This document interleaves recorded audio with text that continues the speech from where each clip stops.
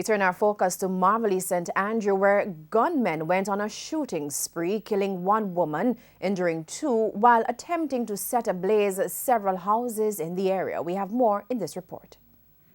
A night of terror. That's how residents describe the events which unfolded in Marverly, St. Andrew from Sunday night into early Monday morning. It started here on Denver Crescent about 8:45 p.m. Sunday. A group of women sat on blocks in the yard at a family gathering. Eyewitnesses say a white car drove up. A gunman emerged from the vehicle, firing into the crowd. Marverly resident Patricia Facey was killed during the shooting. A 15-year-old female was shot in the thigh, and another female was also shot and injured.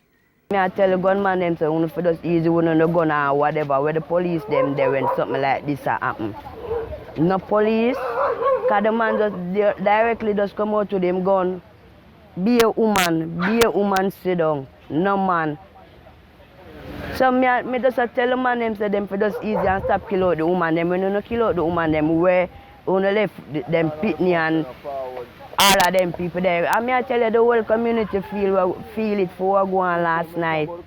The community, already tense from that incident, awoke to screams from another house. At about 3:30 a.m. Monday, gunmen struck again. They attempted to enter this house. No luck, so they threw Molotov cocktails into the building. The first one went through this window. The curtain torched. The device landed on the bed. The occupants of the house, 7 of them, moved quickly to extinguish the blaze. There was also damage to furniture. This bucket was inside. When TVJ News arrived on the scene, the smell of gasoline was everywhere. We counted 3 Molotov cocktails, one on the bed,